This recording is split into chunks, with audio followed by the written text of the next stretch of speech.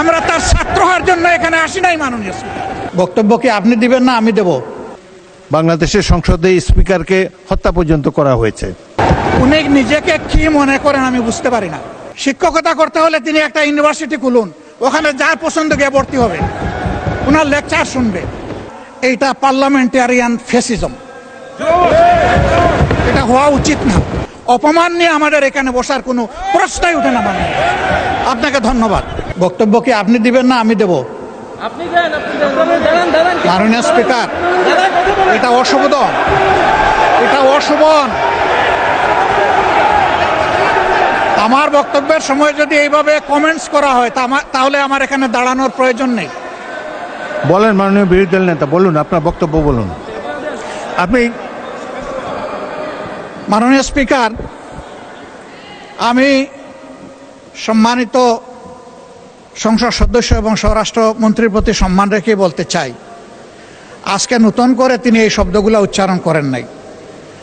সংসদ অধিবেশন যেদিন থেকে বসা শুরু হয়েছে সেদিন থেকেই তিনি তুচ্ছ তাচ্ছিল্য করে সবাইকে বক্তব্য। উনি নিজেকে কি মনে করেন আমি বুঝতে পারি না। এমনকি তিনি সেই দুঃসাহস এখানে দাঁড়িয়ে তিনি দেখিয়েছেন, তিনি বলেছেন যে এই সংসদে তিনি শিক্ষকের ভূমিকা পালন করবেন।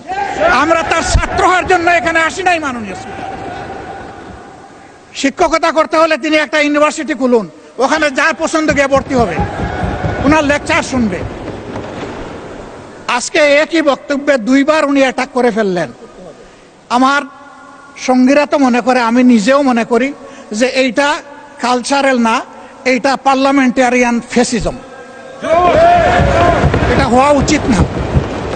উনি এই পল্টন আজকে নতুন করে বলেন নাই, হিট দিয়ে কথা বলেন নাই।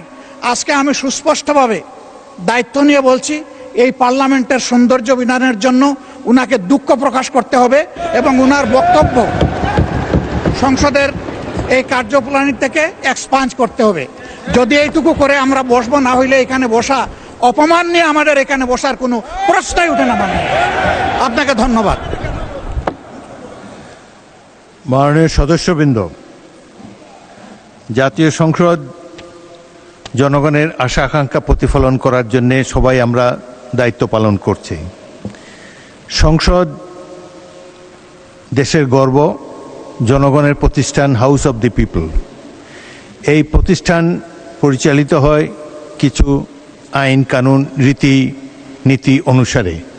বিশেষ করে রুলস অফ প্রসিডিওর যদি ফলো করা না হয় তাহলে সংসদ কার্যকর থাকে না। আমি গভীর দুঃখের সাথে লক্ষ্য করছি যে ক্রমেই কিছু কিছু সদস্যের মধ্যে আমি অসহিষ্ণুতা লক্ষ্য করছি। জাতীয় সংসদ 5 বছরের জন্য নির্বাচিত হয়েছে। এখানে প্রত্যেকেরই কথা বলার স্বাধীনতা আছে। আপনারা সরকারি দলকে, বিরোধী দলের যেটা দায়িত্ব, সরকারের নানা ধরনের ত্রুটি বিচ্যুতি সম্পর্কে আপনারা সঠিকভাবে বক্তব্য রাখছেন, আরও ভবিষ্যতে রাখতে পারবেন। কিন্তু একজন মন্ত্রীকে তার বক্তব্য তো শেষ করতে দিতে হবে। একজন মন্ত্রী তার বক্তব্য শেষ করার পরে আবার আপনারা দাঁড়ালে আমি পয়েন্ট অফ অর্ডারও দিতে পারিবি, পরবর্তী প্রশ্নোত্তর পর্ব তো জারি রয়েছে। সুতরাং কথা বলার সুযোগ এবং স্বাধীনতা আপনাদের রয়েছে। কিন্তু আমি দেখলাম যে বিরোধী দলের নেতা দাঁড়ালেও পিছন থেকে বেশ কয়েকজন দাঁড়িয়ে, তাদেরকে বসানোই যায় না। সংসদে তো কথা বলার জায়গা, কথার মাধ্যমে, যুক্তির মাধ্যমে অপর পক্ষের বক্তব্যকে খণ্ডন করা যাবে। তো আজকে যে কথা মাননীয় বিরোধী দলের নেতা বলেছেন সেটি আমি পরীক্ষা করে দেখব।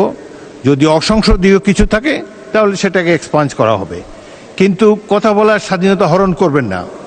আপনারা যে কজন আছেন তার 2 গুণ 3 গুণ এই পাশে আছে। সুতরাং শব্দ করে